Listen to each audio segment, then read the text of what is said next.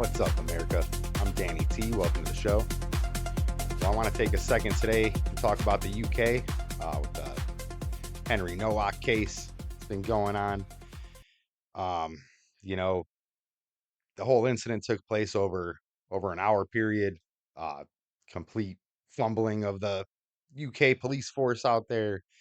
Um, I think looking at this case, it's almost like we could be looking into our own future here in the United States with some of the policies going on around here being pushed by the left. Now, as I said, the whole incident took place over an hour. It happened on December 3rd, 2025, in Southampton, England, around 11:30 p.m. Uh, Henry Nowak was 18 years old at the time. He was walking home after hanging out with his football teammates. I don't know if it was soccer or football. Nonetheless, he was hanging out with his teammates, celebrating the end of the school term. He was in his first year studying finance at Southampton University. Now, he was walking alone on Belmont Road when the altercation began with Vivek. I'm sorry, Vikram Digwa, I believe his name is.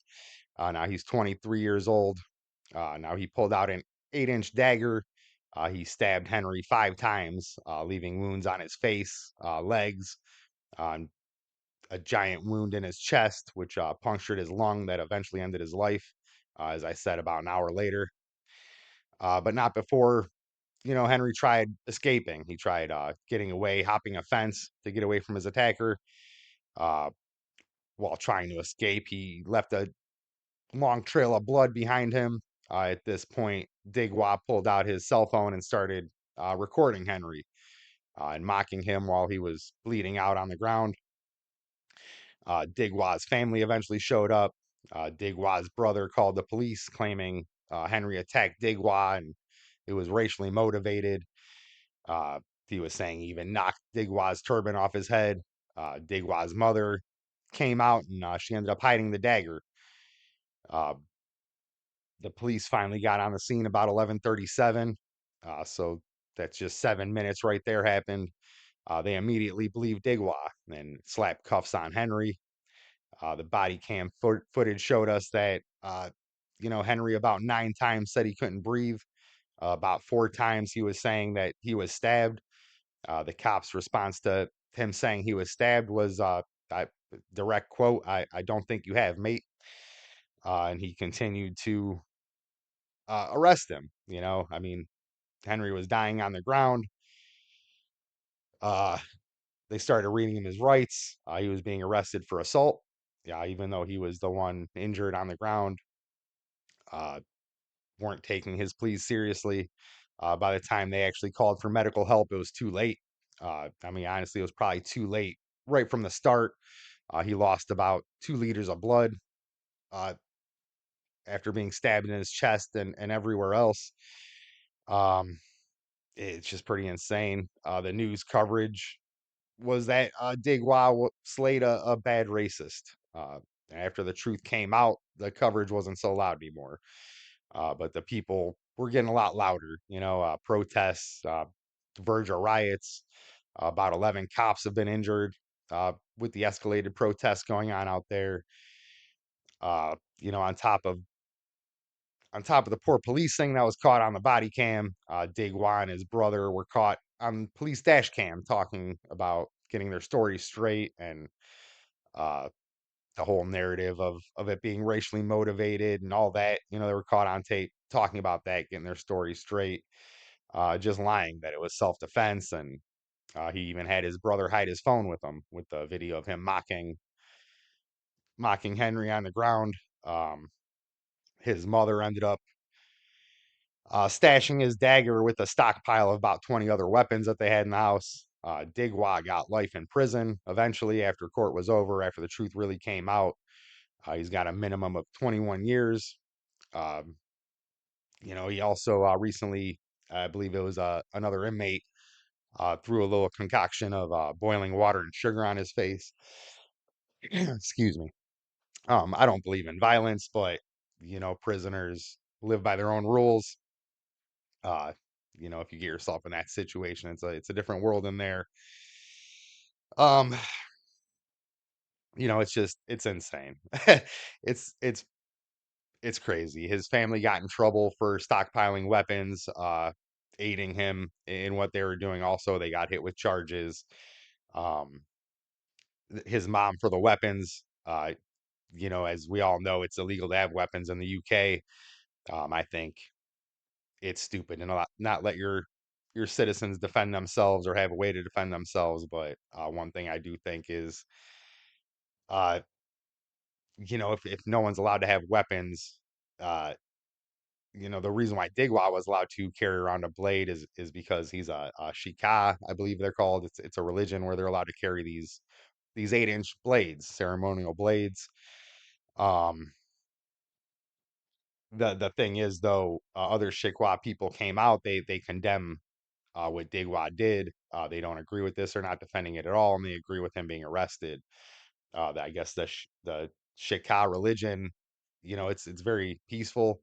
I don't know much about it, but I know that the followers of it, they're very into helping others. They do not promote violence. They carry the knives as a ceremonial piece for their religion, but they only they're only allowed to use violence as a last resort, as defending yourself.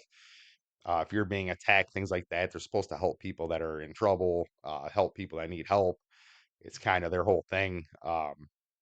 Again, I don't know much about the religion, but the Shika people have said that the dagger used wasn't even a ceremonial blade that he was carrying around with him. So even if he's allowed to carry around the ceremonial blade, that's not the blade he was carrying around in the first place.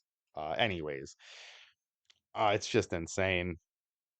Uh, Nowak's father came out saying that he doesn't want the violence going on towards this group of people, just because one bad apple, shouldn't spoil the whole bunch, which I agree with that to a point. Um, but even though this is a peaceful religion that they practice, peaceful people, something like this wouldn't have happened if they just followed the rules of the UK. As I've said, I think people should be able to defend themselves and have weapons. This lady got arrested for having a stockpile of 20 weapons in her house. I think most Americans have more than 20 weapons laying around their house they don't even know about. Um, it's just insane. But if you take a group of people that carry around weapons, maybe it's not a good idea to mix them with a group of people that aren't allowed to have weapons, whether they're peaceful or not. I mean, rules should apply all over the place. I think this still is a immigration policy fail. This is what happens when your your your immigration policy is just a welcome mat, and you let everyone in. You let in bad apples too. Um, I'm not talking crap about the Shikwa people. I don't know much about them, as I've said. I do know that there's really no other cases like this that I've found. They're supposed to be a peaceful people, but as I've said, just because you're not violent doesn't necessarily mean your culture mixes with other cultures, and this is why. If Henry had a knife on him or a gun on him to defend himself, maybe this whole ordeal would be a little different. But it's not just this; it's also the policing that's the issue. They're calling it. Um, it's very political policing. What they're doing, it's insane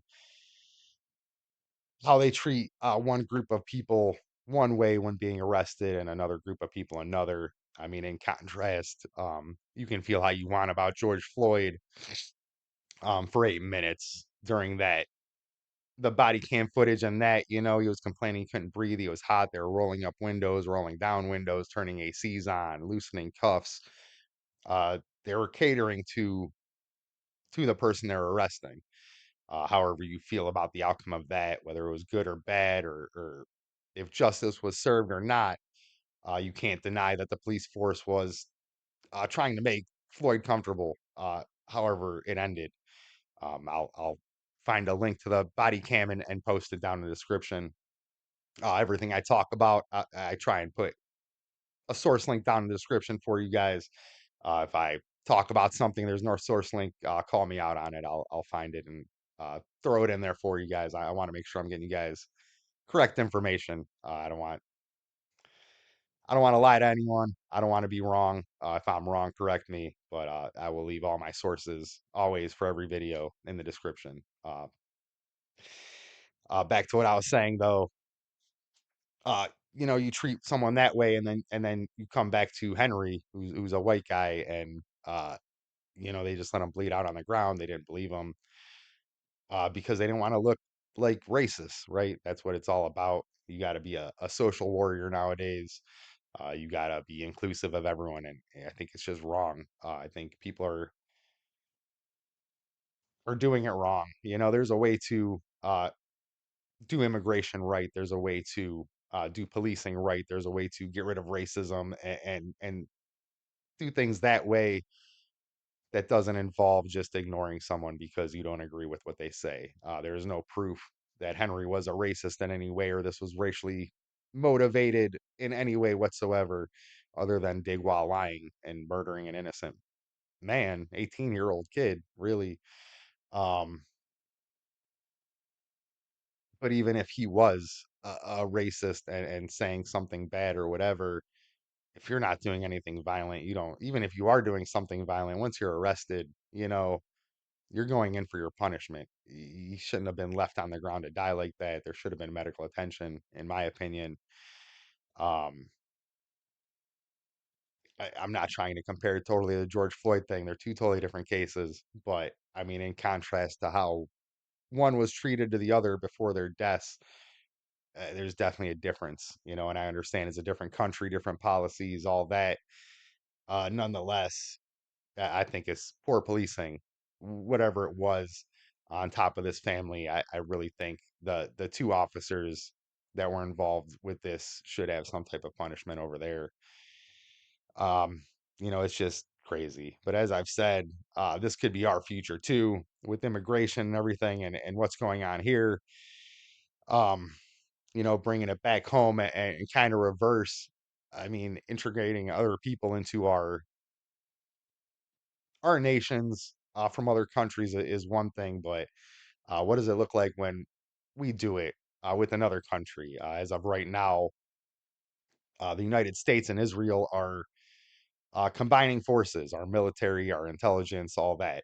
In turn, we're going to stop funding Israel, which I think is a good thing that we're not just be throwing money over there. I'm not anti-Israel by any means, but I'm not pro-Israel either.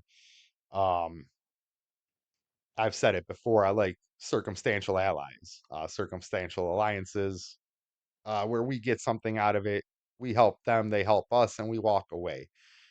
Um, as of right now, I really think it's a bad idea for us to join forces with Israel, especially after this weekend. I mean, we saw, Israel was bombing Lebanon. They're bombing Hezbollah, which is a terrorist organization. In turn, Iran started bombing Israel because they were bombing Lebanon because they're allies with Hezbollah, which is again a terrorist organization. And then in turn, Israel started bombing Iran. The ceasefire deal, at least for the weekend, was gone. They were bombing the shit out of each other. Trump today, uh, according to Iran and Israel, America stepped in. We have a temporary ceasefire again over there. Trump is trying his best to get talks going to get this resolved between Iran and Israel as fast as possible. Um, I totally support what's going on in Iran with us, our involvement in it. I don't think we're there because of Israel. I think we're there because Iran cannot have nukes. That's really the bottom line. On top of that, my own selfishness, I would like to see the people of Iran be freed from the uh, IRGC. I think that would be a great thing to see Iran be Persia again or whatever, just free people over there. So I support that, but I don't support joining forces with Israel. And it's not Israel that I have a problem with; it's the nonstop conflict that goes on over there. Uh, I mean, it's never ending. We see it. I don't remember the last time Israel wasn't in a conflict with someone over there in the Middle East. I'm not saying it's always Israel's fault, but nonetheless, us joining forces with them means a lot of troops going and defending an ally that's in a nonstop conflict, in my opinion. I think that's very bad. Um, I understand some people here are pro-Israel, and that's fine if you are, but I still don't think a merger uh, is the best idea. And I understand it's not a complete merger. It's we're gonna be building weapons together, we're gonna be sharing intel, training together, things like that. I just, as of right now, I think it's very bad. Let me know what you guys think about it. Um, you know, when it comes to the conflict over there too, I find it hard not to side with Israel. It's Israel's land. It belongs to Israel. It was given to Israel, given to the Jews by the British. Before the British, it belonged to the Ottomans. Before them, it was Romans and Byzantines, and it's gone on forever, and it's never really belonged to the Palestinian people. I don't have anything against the Palestinian people. I'd like to see them break away from Hezbollah, just like I'd like to see the Iranians break away from the IRGC. Um,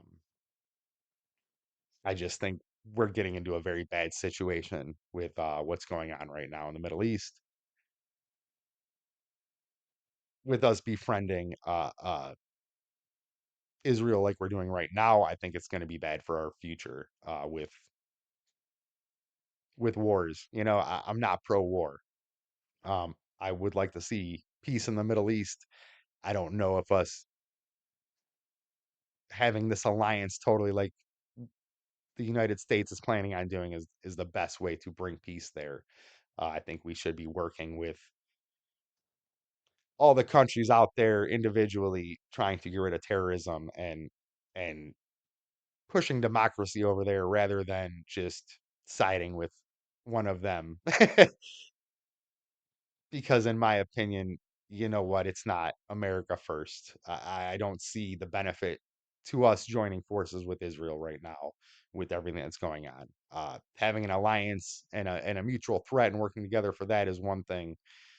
But when we're building weapons together, I mean, that just, I don't know what the future of this is going to look like. I'll give you more as it comes out. But in the meantime, if you like things I talk about on here in America, give my channel a like, share, and subscribe. Follow me on Rumble. It's where I like to be. And I'll see you later, America.